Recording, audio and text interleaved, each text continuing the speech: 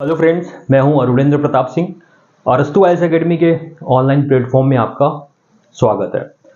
दोस्तों, मध्य प्रदेश लोक सेवा आयोग के द्वारा जो नवीन पाठ्यक्रम जारी किया गया और जो पुराना पाठ्यक्रम था, मतलब जो पहले का सिलेबस था, और जो नवीन पाठ्यक्रम जो 18 जनवरी 2024 को जारी हुआ, उन दोनों के बीच में क्या क्या डिफरेंस था।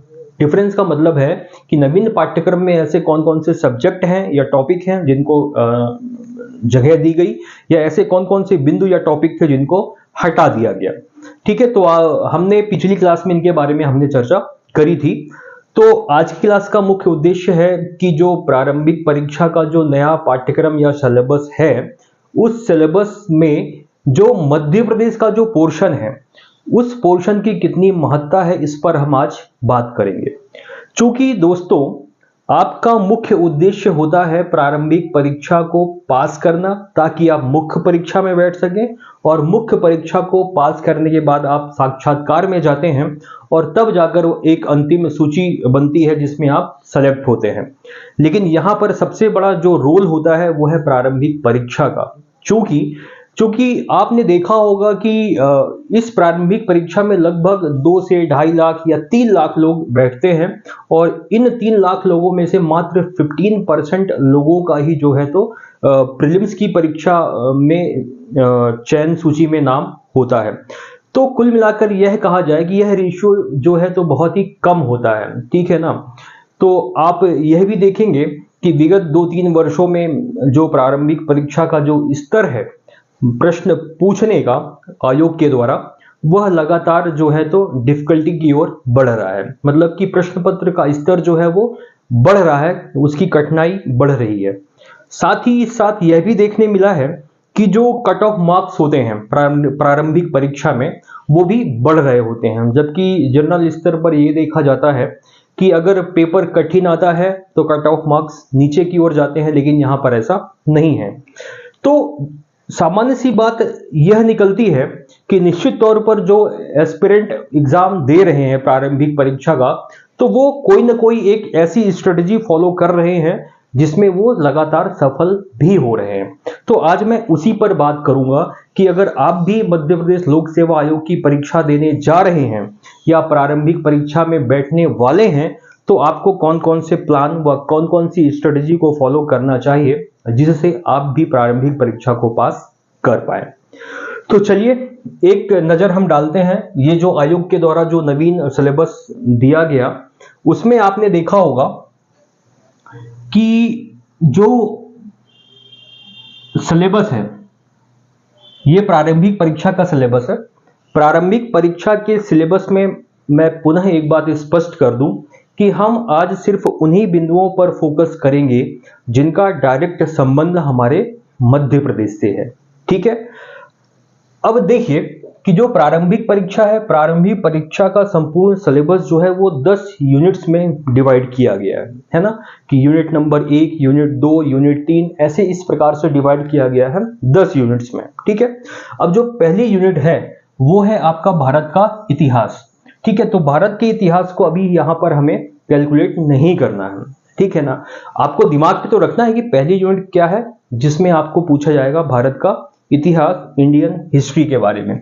लेकिन यहाँ पे जो सेकेंड यूनिट है वो है सेकेंड यूनिट आपका मध्य प्रदेश का इतिहास, संस्कृति एवं साहित्य। ठीक है। तो यहाँ पर जब भी आप प्रीलिम्स परीक्षा में मध्य प्रदेश को पढ़ें, तो मध्य प्रदेश को पढ़ने के क्रम में जब आप यूनिट सेकेंड में पहुंचेंगे तो यहाँ पर स्पष्ट रूप से लिखा हुआ है मध्य प्रदेश का इतिहास। ठीक है। और साथ ही साथ में क्या लिखा हुआ है, एक तो लिखा हुआ है इतिहास, दूसरा पॉइंट दिया हुआ इसकी संस्कृति, और तीसरा दिया हुआ है इसका साहित्य। ठीक है ना। तो आपको हर एक शब्द पे गौर फरमाना है कि हर एक शब्द में क्या कह रहा है आपका सिलेबस। अब यहां पर देखेंगे तो यहां पर लिखा हुआ है मध्य प्रदेश के इतिहास की महत्वपूर्ण घटनाएं व प्रमुख राजवंश। ठीक है। अब ये राजवंश कौन कौन से हैं, आपने देखा होगा जब आप मेंस के सिलेबस में पहुंचेंगे तो वहां पर स्पष्ट रूप से सारी चीजें डिफाइन है कि कौन कौन से राजवंशों को आपको पढ़ना है। तो मे बी जो मेंस का सिलेबस है जहां पर आपके राजवंश दिए हुए हैं, वही राजवंश आपको यहां पर भी पढ़ने पड़ेंगे। ठीक है ना। फिर है नेक्स्ट है आपका स्वतंत्रता आंदोलन में मध्य प्रदेश का क्या योगदान है। अब स्वतंत्रता आंदोलन में आप पढ़ते हैं जैसे 1857 की क्रांति हो गई, असहयोग आंदोलन हो गया, सविनय अवज्ञा आंदोलन हो गया, साथ में आप पढ़ते हैं भारत छोड़ो आंदोलन। साथ ही साथ कई अन्य गतिविधियां भी होती है हमारे मध्य प्रदेश की भूमि में, और उन प्रकार की क्रांतिकारी गतिविधियों के संबंध में भी आपको नॉलेज रखना है कि क्या हुआ, कब हुआ और उस घटना में कौन कौन से व्यक्ति का सहयोग। ठीक है, फिर नेक्स्ट टॉपिक यहां पर है मध्य प्रदेश की प्रमुख कला एवं स्थापत्य। अब यहाँ पे मध्य प्रदेश में वर्तमान समय से लेकर जो प्राचीन समय, या बात करें प्राचीन समय से लेकर वर्तमान समय तक की जो प्रमुख कलाएं हैं, चाहे वो किसी स्थान विशेष की हो या किसी जिले विशेष की हो, उन कलाओं के बारे में या उस स्थान विशेष या उन जिलों में जो भी स्थापत्य है, जैसे मंदिर हो गया, कोई किला होगा, कोई आपका महल होगा, इनके बारे में आपको यहाँ पर पढ़ना पड़ेगा। ठीक है, अब जैसे कोई जैसे दुर्ग है, कोई महल है, कोई समाधि है, उसका निर्माण कब हुआ, किसने करवाया, उसकी खास विशेषता क्या है, ये मंदिर है तो कहां पर है, ये सारी जानकारी आपको रखना है। फिर नेक्स्ट आपका आता है मध्य प्रदेश की प्रमुख जनजातियां एवं उनकी बोलियां। अब यहाँ पे एक चीज आपको ये देखना है कि मध्य प्रदेश की प्रमुख जनजातियां, अब ये जनजातियां आपका प्रीलिम्स में एक जगह और दी हुई हैं यूनिट 10 में। कहां पर? यूनिट 10 में। तो यूनिट 10 में भी आपको मध्य प्रदेश की जनजातियों के बारे में पढ़ना पड़ेगा। तो यह कह सकते हैं कि ये यहां पर भी दिया हुआ है और रिपीटिशन में आपका यूनिट 10 में भी दिया हुआ है, वहां पर आपको विस्तार से पढ़ना है। तो अगर वहां पर चीजें कवर हो जाएंगी तो यहां पर ऑलरेडी चीजें कवर। फिर नेक्स्ट है आपका मध्य प्रदेश के प्रमुख त्योहार, लोक संगीत, लोक कलाएं, लोक साहित्य, इनको पढ़ना पड़ेगा आपको। मध्य प्रदेश के प्रमुख साहित्यकार एवं उनकी कृतियां। अब साहित्यकारों में जब आप पढ़ते हैं मध्य प्रदेश के प्राचीन साहित्यकार कौन से हैं, आधुनिक कालीन साहित्यकार कौन से हैं, व आधुनिक साहित्यकार कौन से हैं, तो आपको उनकी रचनाओं के बारे में भी पढ़ना पड़ेगा, क्योंकि प्रश्न पत्र में हमेशा 1 या 2 क्वेश्चन उनकी रचनाओं से आ जाते हैं कि सुभद्रा कुमारी चौहान की निम्न रचनाओं में से कौन सी रचना है, आपको पहचानना पड़ता है। या तो रचना का नाम दे देगा कि रंगों की बोली, अब रंगों की बोली निम्नलिखित में से किसकी कृति है, और 4 ऑप्शन रहेंगे, उन ऑप्शनों में से आपको एक का विकल्प चुनना पड़ेगा। ठीक है ना, तो ये भी ऐसा नहीं बहुत टफ है प्रीलिम्स के लिए, बहुत ही इजी टॉपिक है जब आप अच्छे वे में पढ़ेंगे तो। और नेक्स्ट है आपका मध्य प्रदेश के प्रमुख धार्मिक, अब यहाँ पर फोकस करना है आपको, धार्मिक, सांस्कृतिक एवं पुरातात्विक पर्यटन स्थल। ठीक है ना, पर्यटन स्थलों में जब आप देखिए यहाँ पर एक टॉपिक दिया हुआ था क्या, कला एवं साहित्य। जब आप कला एवं साहित्य को पढ़ते हैं तो वहां पर ये सारी चीजें आप पढ़ते हैं। ठीक है ना, तो ये दोनों टॉपिक जो है लगभग समान है, एक दूसरे से रिलेट करते हैं। इसके बाद आइए मध्य प्रदेश के विश्व धरोहर स्थल, ये थोड़ा सा इंपॉर्टेंट टॉपिक बन जाता है कि हमारे मध्य प्रदेश में कितने वर्तमान समय तक कितने विश्व धरोहर स्थल हैं, व इनको यूनेस्को के द्वारा किस वर्ष जो है विश्व धरोहर स्थल या सूची में शामिल किया गया, इस प्रकार से क्वेश्चन भी पूछे जा सकते हैं। फिर यहाँ पर देखिए फिर से आ गया क्या है, मध्य प्रदेश के प्रमुख जनजातीय व्यक्तित्व। ठीक है, तो एक आपका ये टॉपिक हो गया और दूसरा ये टॉपिक हो गया जिनका संबंध किससे है, जनजातियों से है। अब आप जब इसी पॉइंट्स को देखेंगे कहां पर, मेंस के सिलेबस में, तो मेंस के सिलेबस में कुछ जनजातीय व्यक्तित्वों के नाम भी दिए हुए हैं, है ना, कि आपको पर्टिकुलर जो है उन जनजातीय व्यक्तित्वों के नाम के साथ जो है आपको उनकी संपूर्ण जानकारियां पता होनी चाहिए, वो हम थोड़ा सा आगे बात कर लेंगे। तो मैं बात करूं जो मध्य प्रदेश से संबंधित है वो है संपूर्ण रूप से यूनिट 2। तो यूनिट 2 को आपको बहुत अच्छे ढंग से पढ़ना है। ठीक है, अभी आप यूनिट 3 को छोड़ दीजिए क्योंकि यूनिट 3 में क्या है, यहाँ पर भारत का भूगोल। ठीक है, तो यूनिट 3 है आपका भारत का भूगोल, यूनिट 1 में है आपका भारत का इतिहास। तो अभी हम इनकी चर्चा नहीं करेंगे क्योंकि हम मध्य प्रदेश के सिलेबस को अभी हम चर्चा करने में शामिल हमने किया हुआ है। तो यूनिट 2 को शामिल करना है। अब नेक्स्ट पेज में आइए आप, अब देखिए यूनिट 4 जो है, यूनिट 4 जो है वो है आपका मध्य प्रदेश का भूगोल। निश्चित रूप से हमने यूनिट 3 में भारत के भूगोल को देखा था, उसी प्रकार से यूनिट 4 में क्या है आपके मध्य प्रदेश का भूगोल। अब मध्य प्रदेश के भूगोल में क्या है, यहां पर दिया हुआ है वन से प्राप्त होने वाले वनोपज, नदियां, पहाड़ियां और पठार। ठीक है, अब यहां से आपसे क्वेश्चंस पूछा जा सकता है कि निम्न से कौन सी नदी किस जिले में बहती है, या निम्नलिखित में से कौन सा जिला किस नदी के किनारे है। ठीक है, तो इस टाइप के क्वेश्चंस भी यहां से बनते हैं जो कि आपके ज्योग्राफी। फिर जलवायु, ऋतुएं, तापमान, वर्षा। ठीक है, वर्षा से संबंधित क्वेश्चन जो है पिछले 1-2 वर्षों से पूछा जा रहा है कि सर्वाधिक वर्षा मध्य प्रदेश के किस ओर होती है। उत्तर में पूछ लेगा, दक्षिण में पूछ लेगा, उत्तर पूर्व में पूछ लेगा, दक्षिण पश्चिम में या दक्षिण पूर्व में। इस प्रकार से आपको पता होना चाहिए। फिर प्राकृतिक संसाधनों में आपकी मिट्टियां हैं, प्रमुख खनिज संसाधन हैं। अब यहां पर भी जब हम मध्य प्रदेश की ज्योग्राफी को पढ़ेंगे तब वहां पर आपको पता होगा कि किस प्रकार के खनिज मध्य प्रदेश के किन किन क्षेत्रों में या जिलों में पाए जाते हैं, या हमारे मध्य प्रदेश में, संपूर्ण मध्य प्रदेश में किस प्रकार की मृदा मिट्टियां पाई जाती हैं। फिर नेक्स्ट आते हैं फसलें हो गया, जल संसाधन, सिंचाई परियोजनाएं, ये भी बहुत इंपॉर्टेंट टॉपिक हो जाता है। फिर है आपके ऊर्जा के पारंपरिक और ऊर्जा के गैर पारंपरिक स्रोतों के बारे में। ठीक है ना, इस समय तो ये टॉपिक वैसे भी चर्चा में रहता है। और मध्य प्रदेश के प्रमुख उद्योग, जनसंख्या वृद्धि, वितरण एवं घनत्व एवं नगरीकरण। तो ये जो संपूर्ण टॉपिक है, इसका संबंध भी डायरेक्टली किससे है, हमारे मध्य प्रदेश के संदर्भ में हमें इस टॉपिक को कवर करना पड़ेगा। तो आपने देखा कि यूनिट 2 जो कि है मध्य प्रदेश का इतिहास, यूनिट 4 जो कि है आपका मध्य प्रदेश का भूगोल। तो ये पूरा का से संबंधित है। फिर यूनिट 5 की बात करें तो यूनिट 5 शीर्षक वो है भारत एवं मध्य प्रदेश की संवैधानिक व्यवस्था। तो यहां पर भारत की भी संवैधानिक व्यवस्था है और मध्य प्रदेश की भी संवैधानिक व्यवस्था। प्रदेश की संवैधानिक बात करें कि ये आप राज्यपाल को पढ़ते हैं। राज्यपाल एक्चुअली जब आप संविधान को पढ़ते हैं तो संविधान में राज्यपाल से अनुच्छेद हैं, आर्टिकल्स हैं, तो उन आर्टिकल्स को आपको याद करना पड़ेगा, है ना, कि कौन सा संविधान का कौन सा अनुच्छेद या आर्टिकल राज्यपाल से संबंधित है, उसकी शक्तियों से संबंधित है।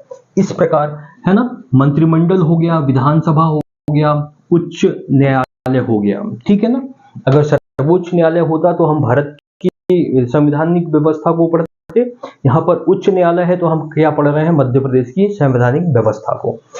इसी प्रकार से यहाँ पर एक और टॉपिक है मध्य प्रदेश की त्रिस्तरीय पंचायती राज व्यवस्था और नगरीय प्रशासन व्यवस्था। मध्य प्रशासन कह सकते हैं, और इसमें से टॉपिक ये जो प्रादेशिक संवैधानिक और सांविधिक आयोग एवं संस्थाएं हैं, इनको भी शामिल कर लेते हैं। ठीक है, तो ये जो बिंदु हैं ये आपके डायरेक्टली किससे संबंधित हैं, आपके मध्य प्रदेश से। बाकी जो ये ऊपर का सिलेबस दिया हुआ है, संविधान, संघीय कार्यपालिका, राष्ट्रपति, सांसद, संसद, ये सारी की सारी आपकी भारत की संवैधानिक व्यवस्था में आती हैं। ठीक है, उनको पढ़ना पड़ेगा।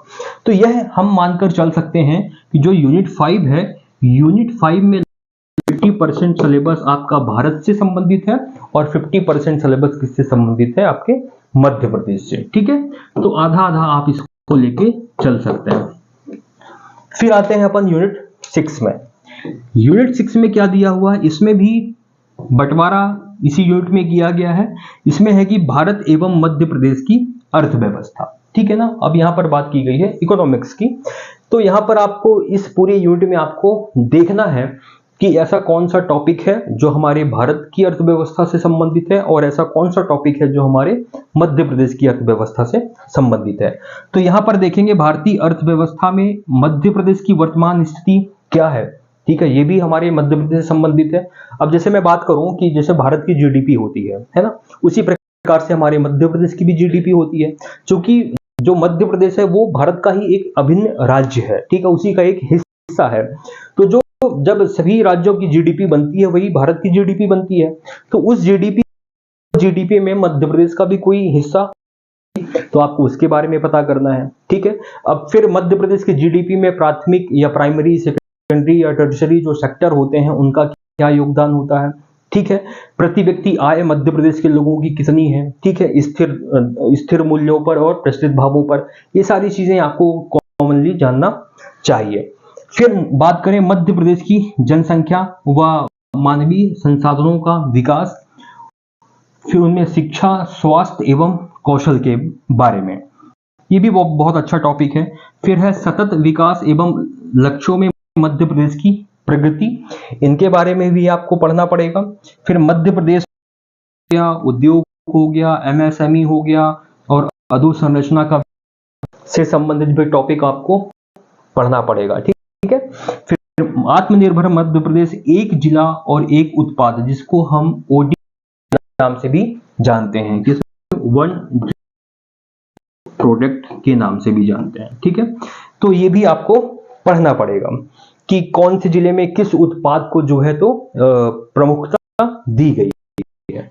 इसके बाद मध्य प्रदेश में बौद्धिक एवं संपदा अधिकार जो कि आईपीआर होता है, वो उनके बारे में भी आपको यहाँ पर पढ़ना पड़ेगा। और बाकी ये जो 3 टॉपिक आप देख रहे हैं नीचे के, इनका संबंध किससे हमारे मध्य प्रदेश से ना होगी, किससे आता है आपको, इंडियन इकोनॉमिक्स से, ठीक है। तो ये जो ऊपर के चैप्टर है ये आपको मध्य प्रदेश की अर्थव्यवस्था को साथ में लेकर पढ़ना पड़ेगा। अब नेक्स्ट देखते हैं यूनिट 7। यूनिट 7 क्या है आपका, विज्ञान, पर्यावरण एवं स्वास्थ्य। तो इसका संबंध हमारे डायरेक्टली मध्य प्रदेश से नहीं है ना, ये साइंस का पोर्शन है जिसमें आप मुख्य रूप से बायोलॉजी पढ़ते हो, आप इसी में पढ़ते हो, आप इन्वायरमेंट पढ़ लेते हो, टेक्नोलॉजी वगैरह, ये सारी चीजें आप पढ़ते हैं, ठीक है। तो ये मध्य प्रदेश से संबंधित नहीं है। फिर है यूनिट नंबर 8, जिसमें लिखा हुआ है इंटरनेशनल या अंतरराष्ट्रीय, नेशनल या राष्ट्रीय एवं मध्य प्रदेश की समसामयिक घटनाएं, मतलब कि करंट अफेयर्स से संबंधित जो चीजें होती हैं उनके बारे में पढ़ना है।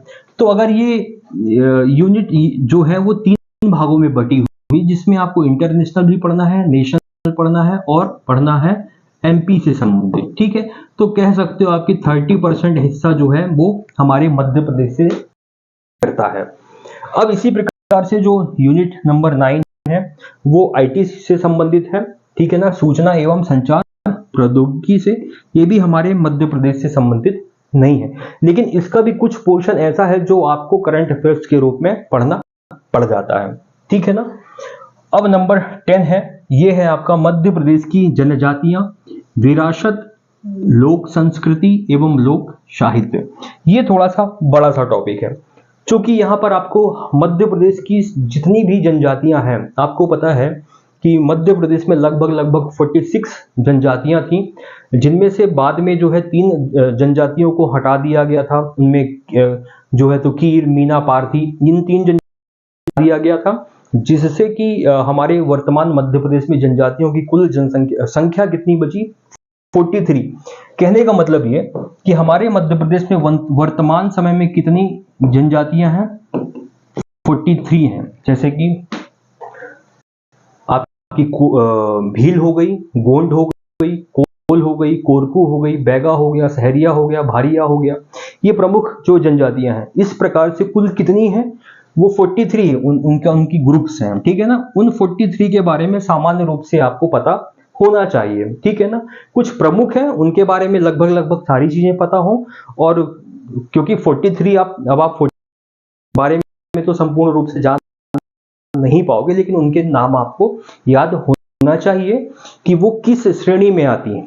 अब आप यहां पर देखेंगे कि मध्य प्रदेश की प्रमुख जनजातियां, ठीक है, ये एक श्रेणी हो गई। फिर है विशेष पिछड़ी जनजातियां, ये दूसरी श्रेणी हो गई, और तीसरी श्रेणी है घुमंतू जातियां। हुआ था मे बी फॉरेस्ट सर्विस का मेंस एग्जाम में, वहां पे किसी जनजाति के बारे में पूछा था कि निम्नलिखित में से यह जो जनजाति है ये किस श्रेणी में आती है, ये जाति में आती है, अनुसूचित जाति, अनुसूचित जनजाति, या घुमंतू, या तो विशेष पिछड़ी जनजाति है। तो वो आपको थोड़ा सा पता करना पड़ेगा, ठीक है ना। फिर यहीं पर आप देखेंगे इनका भौगोलिक विस्तार, ये भी हम पढ़ेंगे अभी इसके बाद, ठीक है। और यहाँ पर इनके कल्याण के लिए चलाई जाने वाली योजनाएं कौन कौन सी हैं, फिर इनकी प्रमुख संस्कृति, इनकी कला, त्योहार, उत्सव, भाषा, बोली व साहित्य। इसके बाद है मध्य प्रदेश की जनजातियों का स्वागत, भारत के स्वतंत्रता आंदोलन में योगदान क्या है, इनके बारे में भी पढ़ेंगे। प्रमुख जनजातीय व्यक्तित्व, ठीक है ना, इनसे संबंधित प्रमुख संस्थान, इनका संग्रहालय व इनका प्रकाशन, और पढ़ेंगे हम मध्य प्रदेश की लोक संस्कृति एवं लोक साहित्य। तो अब देखा जाए कुल मिला के तो बात हो ये है कि आपका जो प्री का सिलेबस है वो कुल कितनी यूनिट्स में बटा हुआ है, 10 यूनिट्स में, ठीक है ना। अब इन 10 यूनिट्स में ऐसी कौन कौन सी यूनिट्स हैं जिनका डायरेक्टली संबंध आपके मध्य, ठीक है ना। तो आप देखेंगे यूनिट आपका 2 हो गया जो आपका संबंधित है एमपी की हिस्ट्री से, ठीक है ना। इसी प्रकार से यूनिट 4 हो गया जो संबंधित है आपके किससे, एमपी का ज्योग्राफी से, ठीक है ना। इसी प्रकार से संबंधित हो गया यूनिट 5 जो कि आपकी पॉलिटी से संबंधित है मध्य प्रदेश की, और इसी प्रकार से संबंधित हो गया यूनिट 6 जो कि आपके मध्य प्रदेश की इकोनॉमिक्स से संबंधित है, ठीक है ना। और कुछ और भी सारी चीजें हैं। आपका है यूनिट 8 हो गया, ये संबंधित है आपके करंट अफेयर से, ठीक है, ये थोड़ा सा आपको ध्यान में रखना है। और इसके बाद एक यूनिट है यूनिट 10 जो कि एससी या एसटी इनसे संबंधित है, ठीक है। तो ये 10 यूनिट है आपकी प्रीलिम्स के सिलेबस में। और 10 यूनिट्स में से 1, 2, 3, 4, 5 और 6, ये जो 6 यूनिट है, अगर निश्चित रूप से इन 6 यूनिट्स को आपने अच्छे से पढ़ लिया तो मुझे नहीं लगता कि आपका प्रीलिम्स रुकेगा। अब ऐसा तो है नहीं कि बाकी बची हुई जो यूनिट्स हैं, जैसे कि यूनिट 1 में है आपका इंडियन हिस्ट्री, यूनिट 3 में है आपका भारत का भूगोल, और यूनिट में जो बाकी बचे भारत में क्या राजनीतिक व्यवस्था है, उसकी अर्थव्यवस्था है, इनको आप पढ़ोगे नहीं, ठीक है ना। लेकिन उनको पढ़ना तो है, लेकिन वहां ज्यादा टाइम नहीं करना है। हालांकि रोल अलग अलग है, देखिए प्रारंभिक परीक्षा अलग है और मुख्य परीक्षा अलग है, लेकिन मुख्य परीक्षा आप तभी जब आप प्रारंभिक परीक्षा को पास कर पाएंगे। तो मेरी आज की इस क्लास का मुख्य उद्देश्य था कि आपको प्रारंभिक परीक्षा के सिलेबस को समझाना मध्य प्रदेश के संदर्भ में, और उस सिलेबस के हिसाब से ये ऐसी स्ट्रेटेजी आपको बताना ताकि आप प्रारंभिक परीक्षा में अच्छे अंक प्राप्त कर पाएं। तो उसके लिए आपको ये संपूर्ण सिलेबस को 2 भागों में बांट के पढ़ना है। एक है आपका मध्य सिलेबस और दूसरा है सामान्य सिलेबस, ठीक है ना, जो हम भारत या विश्व के संदर्भ में पढ़ते हैं।